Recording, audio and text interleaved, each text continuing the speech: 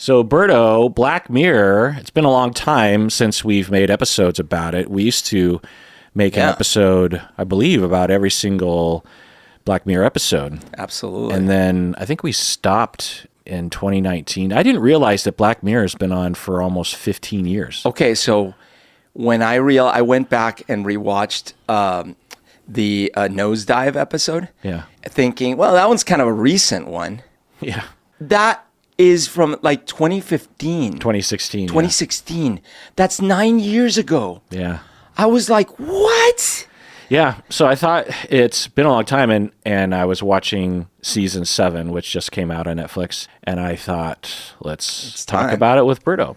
Yeah. Although, did we do an episode on Joan is Awful? I think we did just an episode on Joan is Awful. We didn't do all of season 6? I don't know. Okay. But let's get into it. Yeah. Episode 1, Common People, What Do You Say, Berto? Let's do it. This is the Psychology in Seattle podcast. I'm your host, Dr. Kirk Honda. I'm a therapist and a professor, and my new favorite 2 episodes of Black Mirror are White Christmas and Eulogy with Paul Giamatti.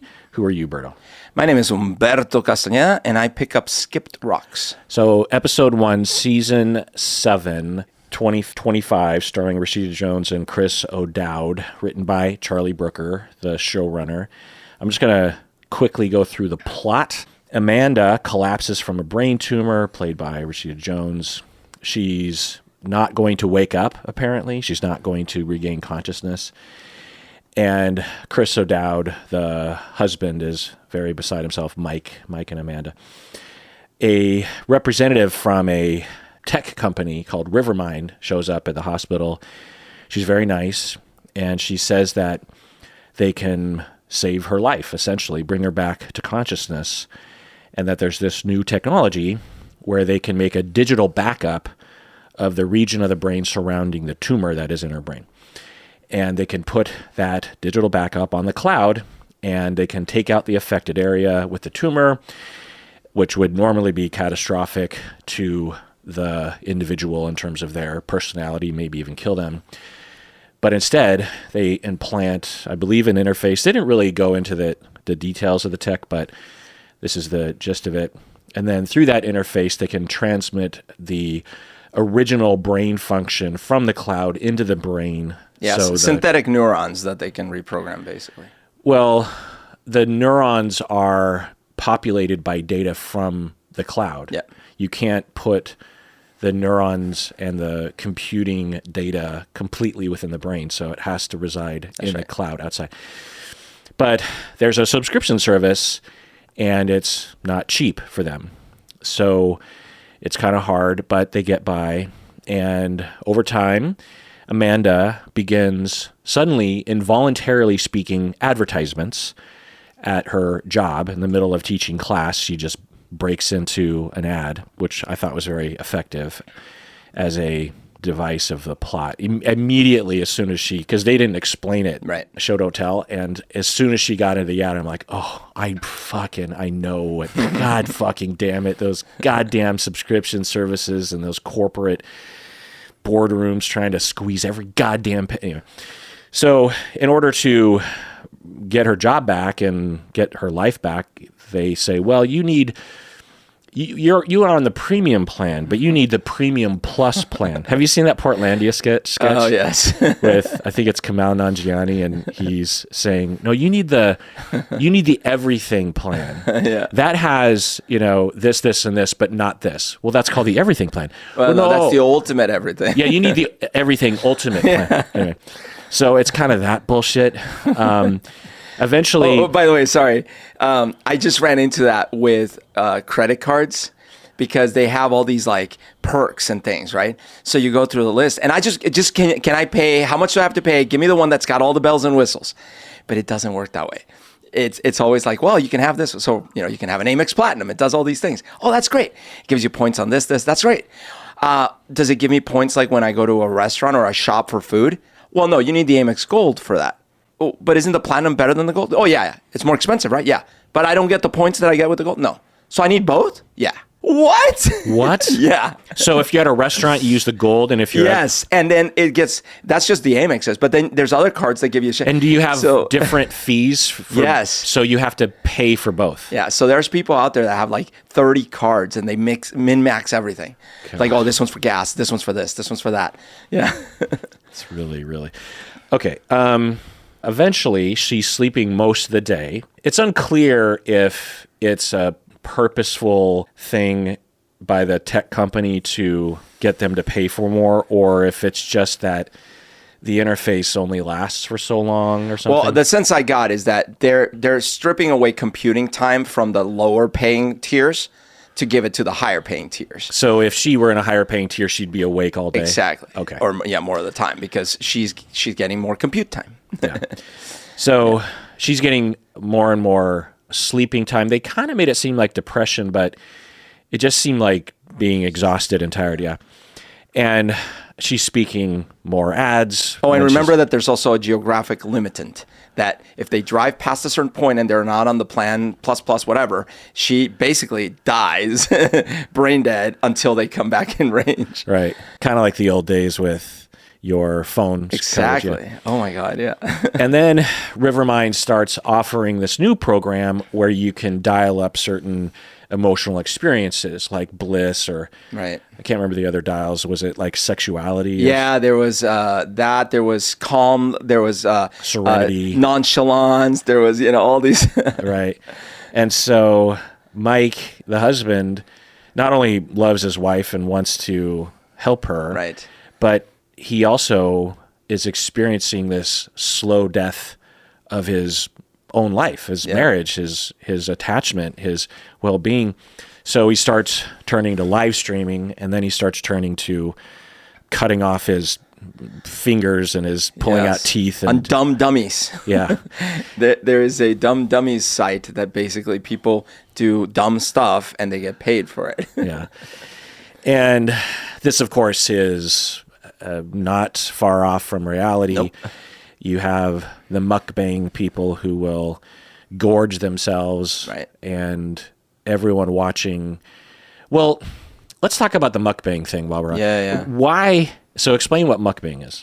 As far as I've seen and understand it, it's essentially the person doing it, they overeat in quantities that don't seem humanly possible. And usually it's especially like really greasy or thick food with lots of, some of the worst ones are the ones that have like food coloring and it looks like this pile of stuff and they're just like eating all of it.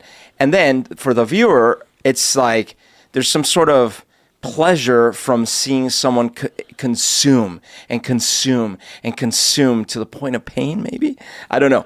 But one of the famous ones, of course, was the guy who came out in the last few months and said, I was kidding. I lost weight 3 years ago. And, right. I don't know what his name was, yeah, but he apparently had banked a bunch of episodes and had slowly released them, right, making it seem like over the past couple of years he was still gaining weight or sustaining a very large weight. And then the next episode comes out and he's staring at the camera, quite thinner, right, almost looking like a different person, and is talking in this very intense, poetic way, kind of Black Mirror-y way. Yeah, very much so. Saying things like, I tricked you. You people are pathetic. Yeah. You and your need to see people destroy themselves. Well, I pulled one over on you, you sick bastards. Yeah. I'm not doing it right, but it was something. Yeah, it was intense. Yeah. And it was, it was making a very intense societal point. At the same time, it's like, but you also benefited from it. Yeah. But anyways, yeah, it was intense. Well, who would have thought that a guy that would be a mukbanger, one of the best in the world, yeah, who would have thought that he would have a strange tone when he decided to change his life, Yeah. It just shouldn't be a surprise. But I've also watched channels where it's like they're still considered mukbang, but the food is like homemade meals. There's just a lot of it. And I'm not saying it's like good or bad. I'm just saying that there's a range to it. Well, why do you think people would watch? Because these people make millions of dollars right. from the billions of views. It's interesting. I mean, one aspect is obviously there is a fetish with food. All of us depend on food to live, right? And we're eating since we're born. We're sucking on a nipple at least, or drinking from a bottle. And so there's a thing about like that, and then also there's maybe pain and humiliation that goes with it. So there might be some schadenfreude or some sort of like, well, I'm seeing someone else suffer, but I'm not suffering directly. Also, there is like the taboo, maybe like no one should eat that much at a meal, right? Also, there's a way to like, in a way, they're getting away with something. They're like, well, how do they not die from eating all that food? But there they go. So I think those might be different aspects, but I don't know, because I don't find that entertaining. Right. Even though I like food channels, but I don't like, Not only do I not, and God bless, everyone do what they want, but I don't not only find it entertaining, but it's disturbing. I can't watch it more than half a second before I'm turning away from the screen. Like, do you remember Man vs. Food? That channel on No. It wasn't on YouTube. It was a TV thing, and it was this guy Adam. I liked watching that because he would go to all these famous restaurants around the country and order these delicious looking meals, but it was always these food challenges. And I started getting like, I was like, man, first of all, I was so worried for him. I'm like, dude, this can't be healthy. And it wasn't entertaining to see him in pain, but I liked watching how they made the food, all the ingredients, that part was interesting, learning from the owners of the restaurant. So there's aspects of it that I find appealing about going to a restaurant and seeing things, but I definitely don't understand now we're going to see someone in pain and like bloat out their stomach. And Well, now that I think about it, the Hot Ones series interview where they have the very hot sauce, that's similar. Yeah. I'm watching people in pain, sometimes on a lot of pain, and I am glued to the interview because it is suspenseful, knowing what we know, because often the famous person has never watched the show, at least in the past, right? And we know when they get to the bomb, it is not going to go well, right? And just seeing them in pain, but in a jokey, funny way, right? They're not in pain in a way where we would worry about them. It's funny pain. Controlled pain, Right. It's like a pratfall kind of a thing. But yeah, it is. And so on the show, the Black Mirror episode, he starts to pull out his teeth and people are paying money for it. And I will add that there are sadists. Like one could say that there's a good percentage of people that are on some spectrum of sadism, meaning that they get pleasure from other people's pain and suffering. And people would pay money to watch someone pull their tooth out. So you can imagine that there would be diagnosable personality disordered individuals that would find this to be the top thing to watch because they don't have to go out into the wild and pull a tooth out from someone. They can watch someone else do it. But that's not the majority of people, right? Yeah. But you can imagine that the paying customers for the dumb dummies would be that kind of thing. Anyway. Yeah. So he starts to do that. And then at some point, Amanda asks Mike to kill her because they can't afford, and she is now only awake for a little bit of time. And in those hours, she's going into ads, and she just doesn't want to go on anymore. So, and he buys little like 6 minutes worth of the bliss stuff. Yeah. It's like a drug, Yeah. And the episode ends in this really grim way of him killing her while she's doing an ad, which is just a perfect ending to that story. And then, he finishes up with that. Then he goes into his webcam room and he has a box cutter in his, like a razor blade in his hand, and he closes the door What were we supposed to believe he's supposed to be doing? I feel like he was going to end his life maybe on camera. Well, maybe. Yeah, right. It's Right. like I just killed my wife. Yeah. So Yeah. I'm going to kill myself. Because I also thought maybe he was going to go on there and say, okay, fuck it. I'm now a dumb dummy and I'm just going to cut off a finger. Yeah. And I'll get money. And that could be it. I just got the sense that it was a little more terminal than that. Okay. So let's take a break. When we get back, let's get into it. What do you say? Let's do it.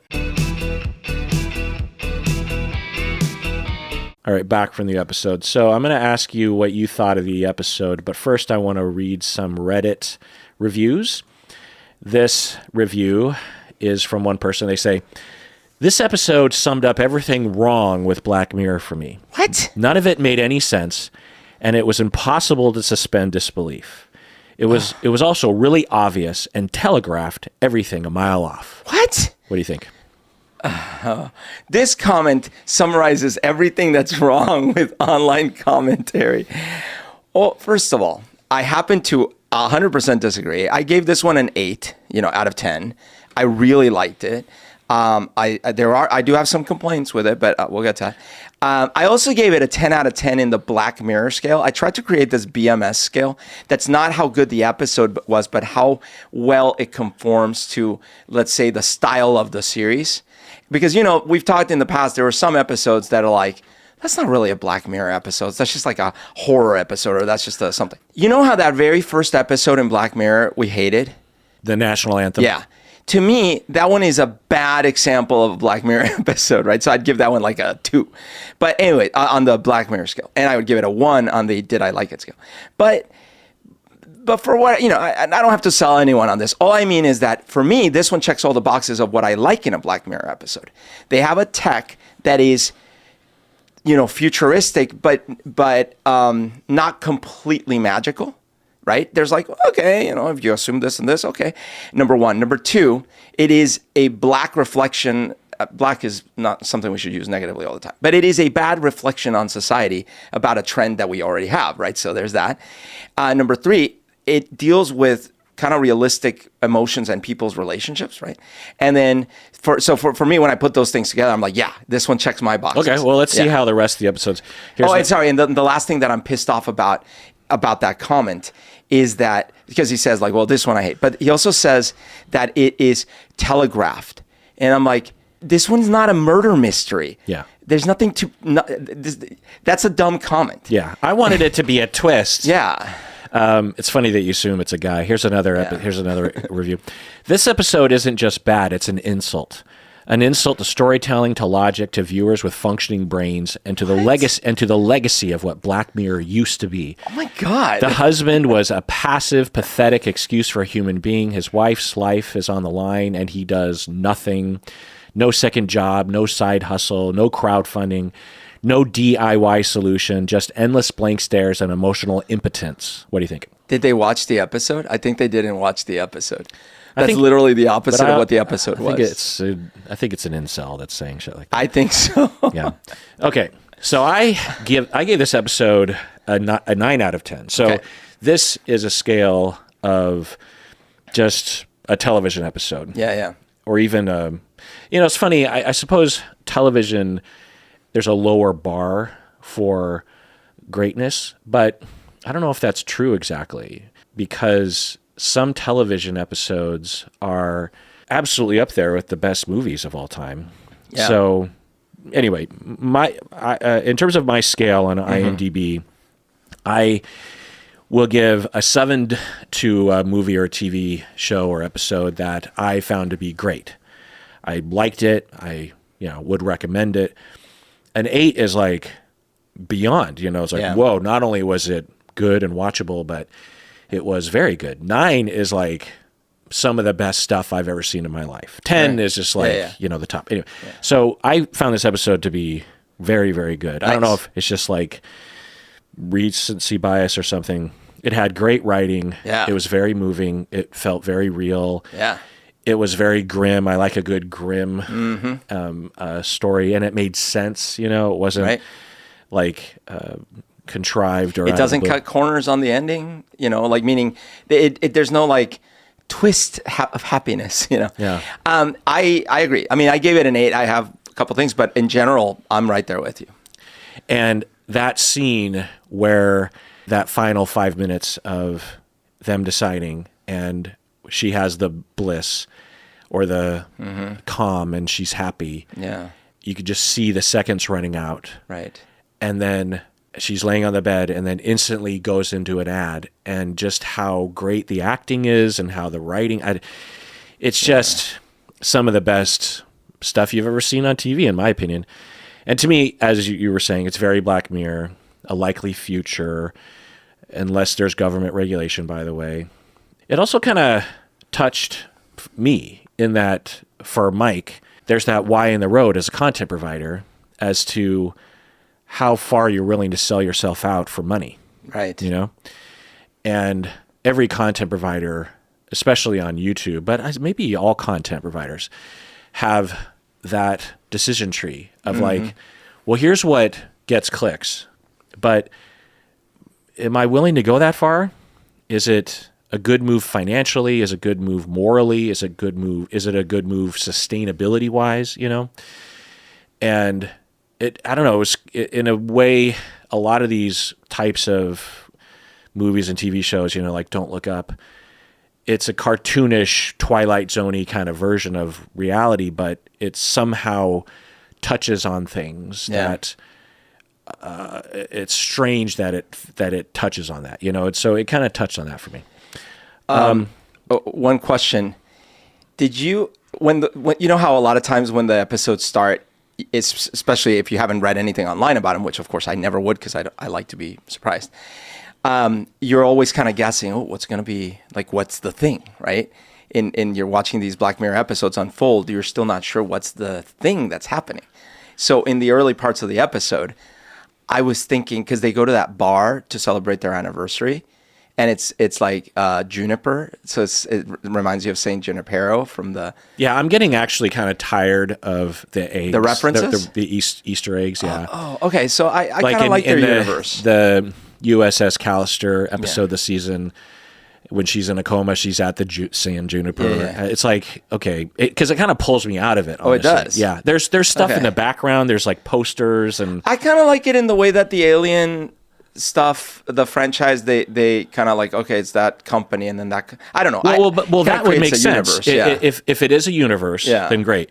But half of the Easter eggs are just references and don't make in-universe sense. Okay, so some of them I get it, but like, you know how like a lot of times the thing that they use to go into Mindscape is that little round device, and they always kind of have that. So in my mind, that makes sense. Someone invented that, and now that's the thing. But what I thought the episode was going to be about is that this place that they kept going to, because it looked fictional. It looked like a retro recreation. Like the two singers on the stage, they almost look like a little holographic. They're like very old and kind of rickety, and they're singing the same songs that, in my mind, I was imagining that when they first got married, those same two people were looking just as old, doing the same bit. Yeah. But obviously it wasn't exactly about that.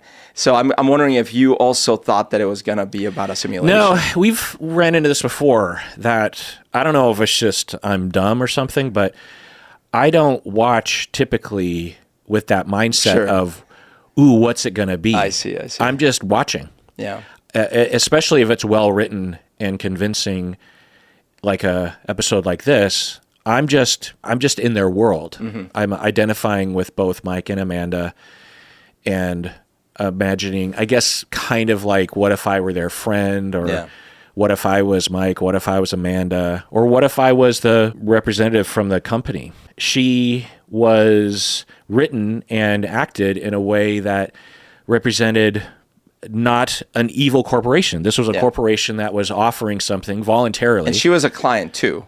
Right. Although she got, I'm sure, the benefit of like the better package because she worked there, but still she was a client. Yeah. And Amanda would have been brain dead otherwise. Right. So without them, then Mike would have never talked to her again. That's right. So some life is better than no life, maybe. Yeah. And the problem is that when you have companies and boardrooms and stockholders running the show and having a monopoly on this sort of thing, then you have exploitation of people who can't afford things. And the thing that they didn't talk about, but I don't know if it was explicitly that they wrote this in, but this happens frequently in the real world.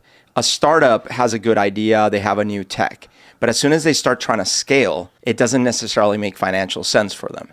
And that was what was happening. Because if you recall, the tech was it was really recent. It was kind of a new tech. People didn't really know about it. And so the sense I was getting is like, yeah, this makes sense. They're expanding to more people. They're realizing, oh, this is very expensive to run. We need to up the rates.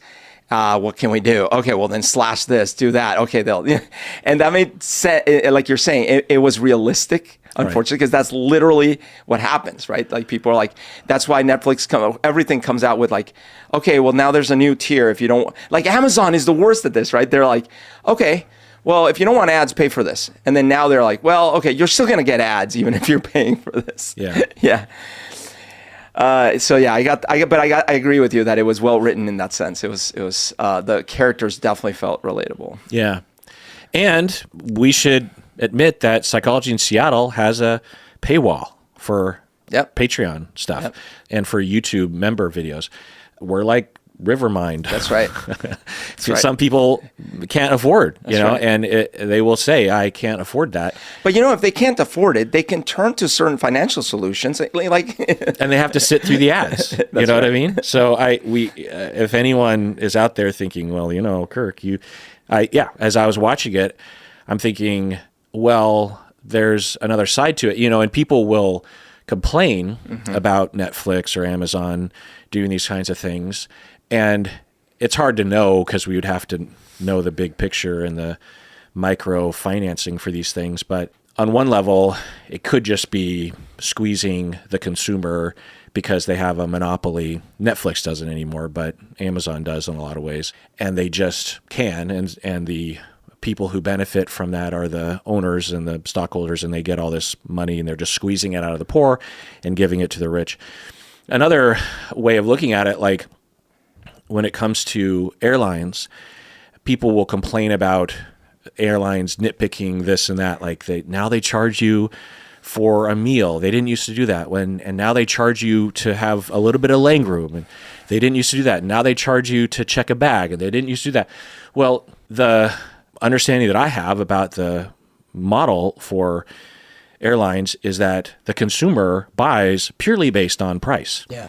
They don't look at perks. If one airline offers free checking of bags, either people don't look at that function before they click purchase on whatever sort of app they're using, or they don't care. Yeah. And so the airlines are like, well, then we have to lower our prices to the lowest possible denominator, because sometimes literally people will pick the airline ticket that is $5 less. Right. Instead of $500, it's $495, and people will choose that.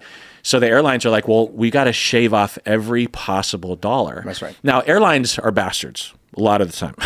But if they're trying to stay alive, and plenty of airlines have gone under for not doing these kinds of things, and they also have to cram as many people in because, again, if you had an airline that had a little bit more leg room, and even if they advertised it, they would go out of business so quick if their airline tickets were $100 more on average, There's also a key misunderstanding, even with large companies, or maybe especially with large companies. So if these companies, Amazon, Netflix, all these things, if they were mom and pop shops, like your corner store, and mom and pop are not only raising your prices every other week, and then you also seeing them like they're buying fancier watches, fancier cars, everything, you as a neighborhood frequenter of their store might start feeling a little resentful, like, what gives, man? We have a nice thing going here.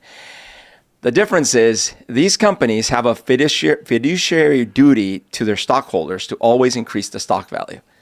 And that's not magic.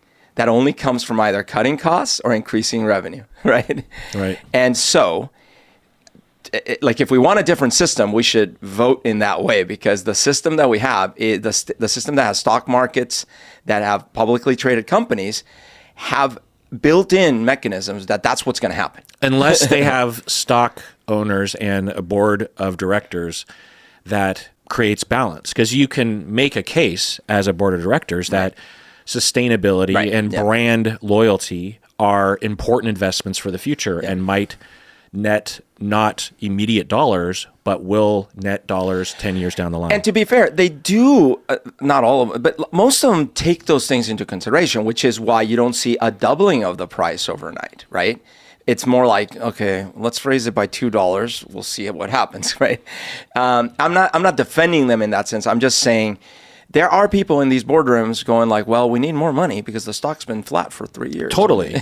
Well, and I want a new yacht. Yeah. And so it's absurd. And so on one hand, it's immoral. On the other hand, it's easy to criticize those kinds of decision makers when you've never been in those decision making rooms, because there's a lot of anyway. So to go into the tech side of this episode, it is a kind of a possible future, but the advances in brain science that we would have to make, I mean, it's hard to know exactly because, and to their credit, they don't really go into the details as to what exactly the tech was doing. Yeah, if you remember, like they showed the picture of the brain and it had a hole, right?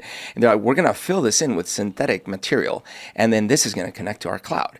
But of course, hand wave, this is somehow making up for the parts that had the tumor. Right. Okay.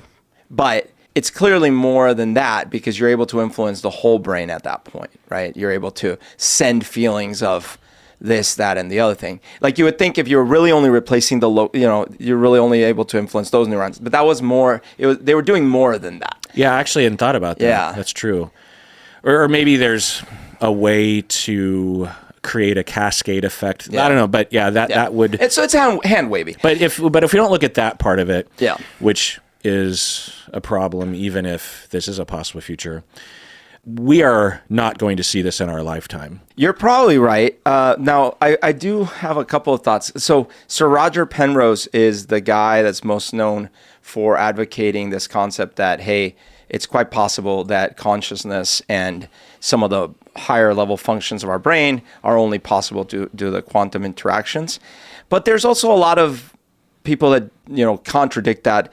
And quite honestly, like, I think the advancements in kind of demonstrating that just solving linear equations can give you things akin to human reasoning with the current LLMs, the current AI, gives some evidence on the direction. But that doesn't mean that you can like magically replace trillions of cells and fuse them all nicely. Yeah, that's different. Now, at the same time, things like actually the Musk company, all these kinds of companies that are injecting chips into brains and things, there's something to that where they can start sending signals to like replace stuff that's lost. Do I think that you'll have this tech that was represented in the next 30 years? Probably not. But you might see, like in a way, if we get a little more metaphoric, we already have carry devices that are extensions of our consciousness, right? We just we don't feel the phone that directly. But I do think you could imagine that if someone lost memory, for example, but there was a way to sort of like, even just through AR or some augmented reality, kind of show them the things they're missing because it's like actually coming from data in the cloud.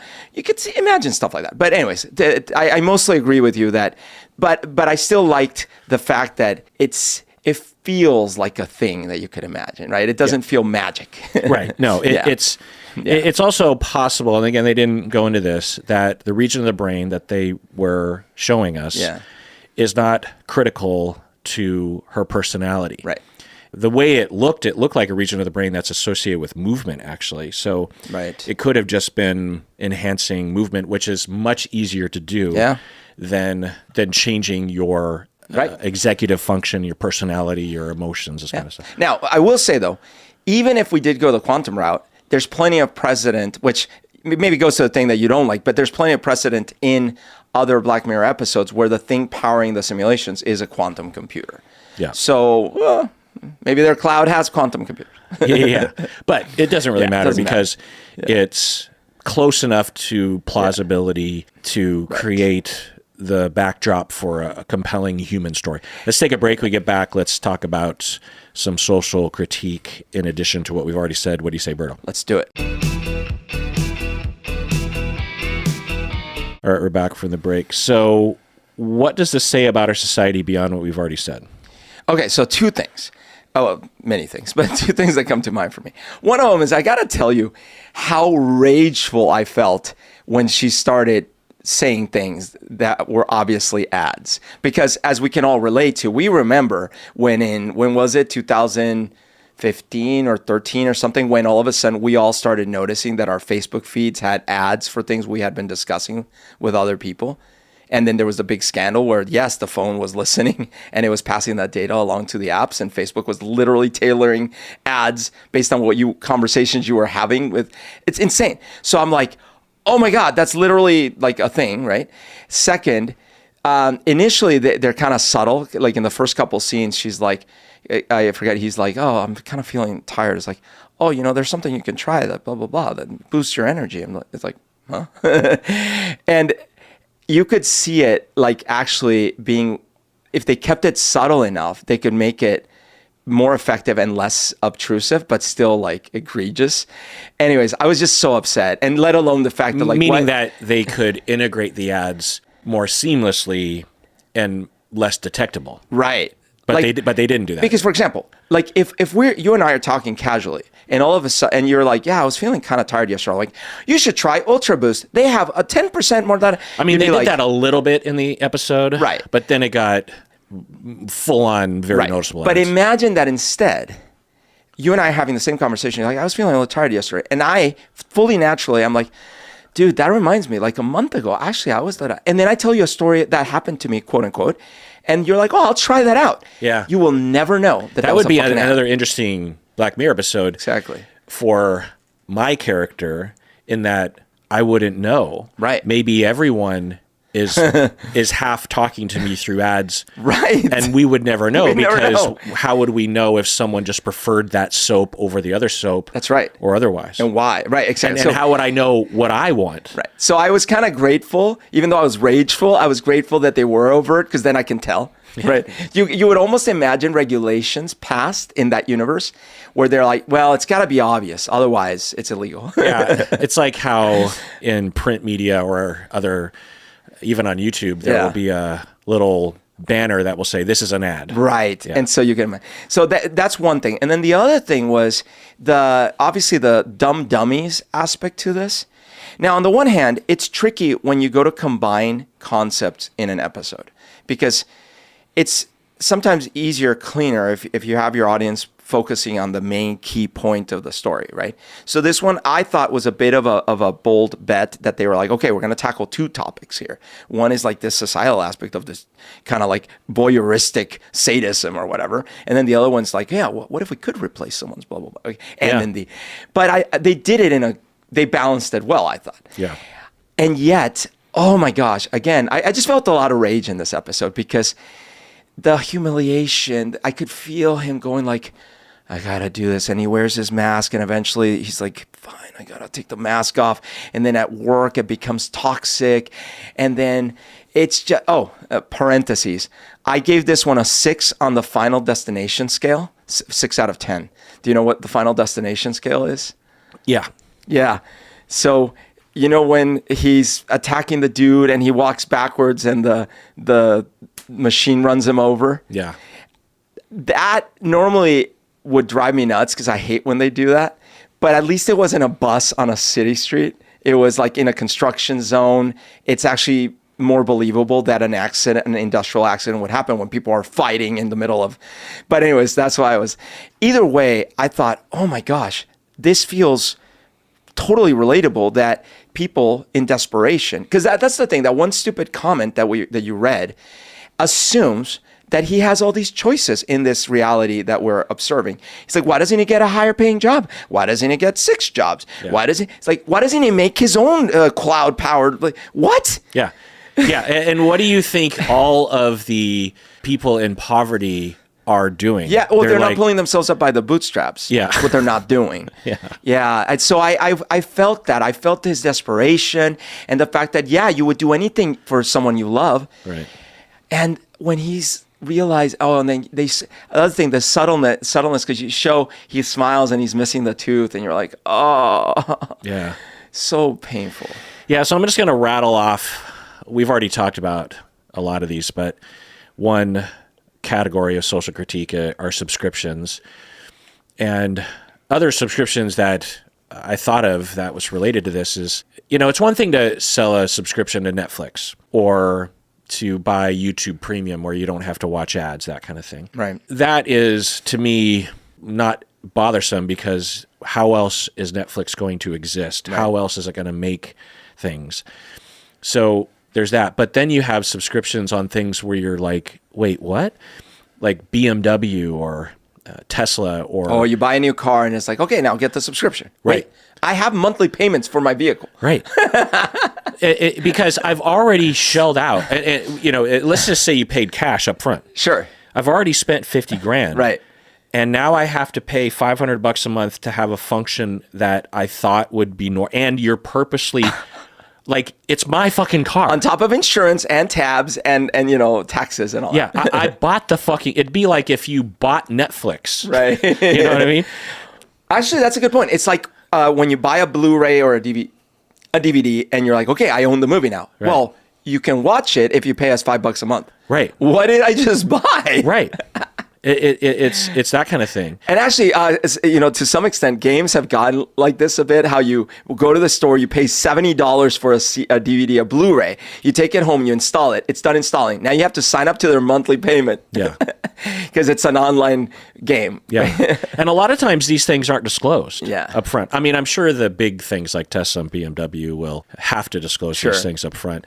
But when I buy a video game, like I bought Anno 1800 the other day, and it has this Ubisoft load screen bullshit login thing that I have to do every time. And it's a standalone strategy game on my computer. I don't need to be connected to the internet or the cloud, but it requires it because why? They want to have the opportunity to sell what to me? What am I going to buy from Anno 1800? I'm not going to buy skins or extra treasures. I don't know what you're into if you buy something Anno, this or that. It's a city building game. I know. But another category is privatized healthcare, which we've kind of already been over. Balancing between innovation and rewarding innovation and rewarding people who can commercialize a product versus the public good. So as an example, when I first got sick with thyroid, with something called Graves' disease related to my thyroid and stuff, there was this medicine that I could have taken that at first the insurance companies were not approving. And then if I wanted to do it, it was like, I think it was something like $150 a treatment, and I had to do like 10 treatments, so it would have been like $1,500 or something. And that's only for one round or something. It's expensive. And that's not even like cancer drugs, so you're talking like hundreds of thousands or something. But I was thinking, wow, if I don't have the money and I need this, I'm screwed. So in the case... Right, so it's very similar to this episode in that you can choose between misery and organ failure and maybe death, or you can pay the money and live and be happy and productive. Exactly. Yeah. Another category is what I'm calling the 4chan mukbang live streaming thing. Another is exploiting of the poor. Because throughout the episode, you got the sense that there's a whole class of people, middle class and upper class, who are totally fine. Because whatever fee it is isn't great, but it's not breaking the bank. You get the picture for these two. And it's interesting now that I think about it, there's a teacher who was struggling financially, which is a whole other kind of thing. Anyway. And along with that, because you see the construction workers, they're clearly not the upper crust of society, and yet his buddy at work, the one that he eventually fights with, is laughing his ass off about the even more unfortunate class who's suffering. Right. And that's so typical of our society, unfortunately. Yeah. Instead of banding together and being like, oh, brother, I'm sorry that they're doing that to you. Yeah, this is wrong. We need to, exactly. Another category is advertising saturation. We've already talked about ads, but another angle to this is that you and I are perhaps the last generation to have not grown up with the advertising saturation that soon followed. I remember a transition between, or maybe even my generation and what I might say your generation. Like with Star Wars, a good representation of this is you have Star Wars Episode 4, 1977. Yeah. And there's not much fanfare in terms of merchandise. It starts to sell pretty quickly, but by the time you have Episode 5, Empire Strikes Back, the merchandise machine is in full swing because they had discovered it. Yeah, right. Like Jaws didn't sell merch. That's a good point. They didn't think Star Wars would either. Why would people want toys from a movie? That doesn't make any sense. Yeah. People want toys like just a generic bike or a generic paddleboard. You're telling me that weird, dumpy alien in the corner of that one scene, you package that and someone's going to buy it? Right. Yep. So it was the beginning of that, but that's just one aspect to it. But like when I was young, the only time you would ever see an advertisement would be occasionally in a TV show. Of course, TV shows had advertisements, watching Right. Happy Days or something. But it was I don't know what the stats are in this, but it felt like there were far fewer ads for shorter periods of time. Okay. But beyond that, you didn't see ads.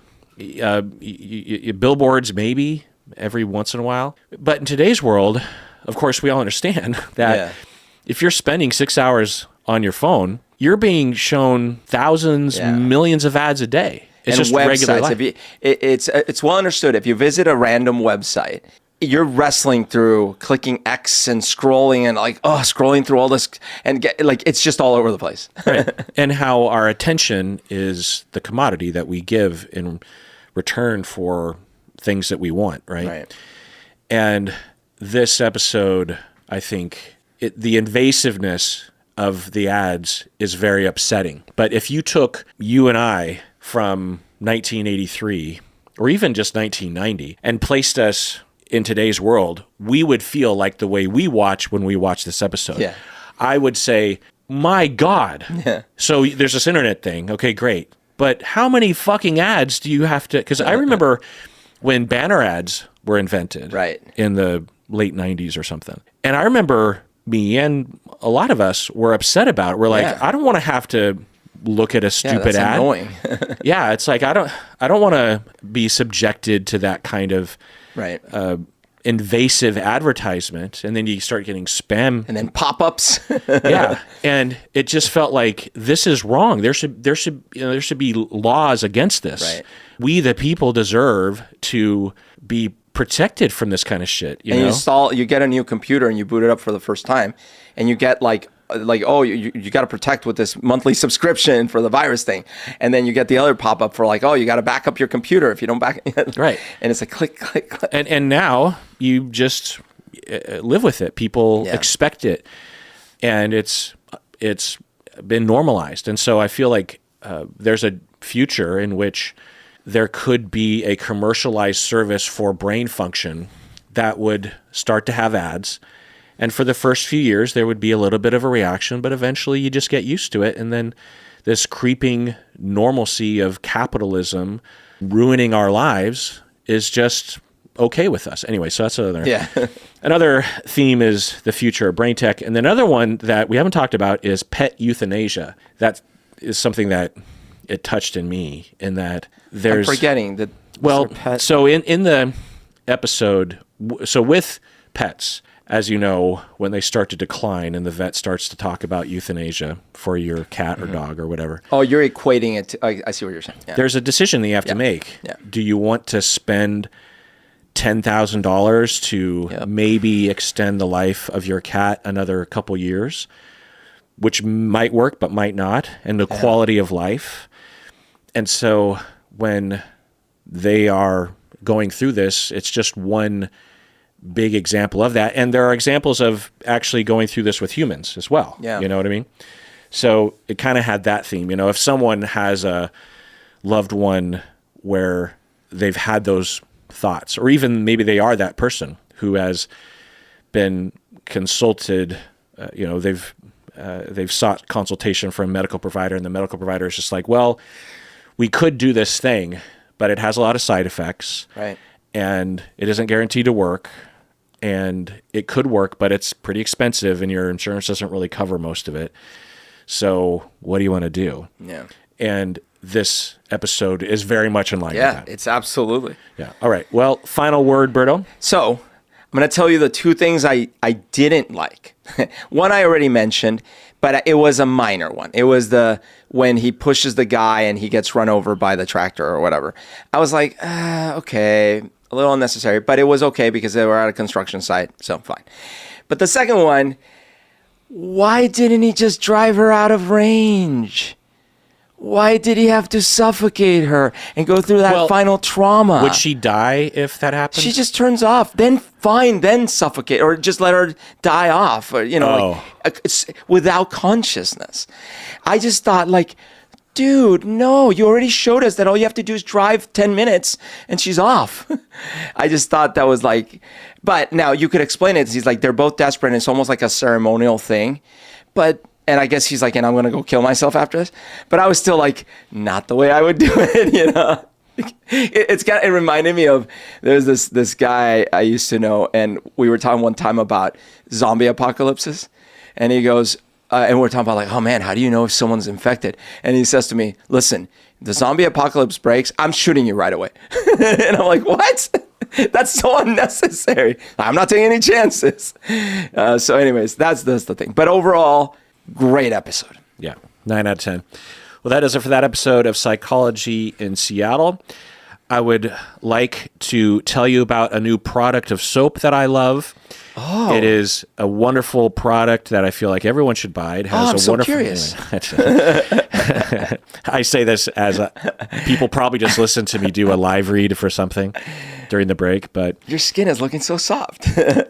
Please take care of yourself because you deserve it.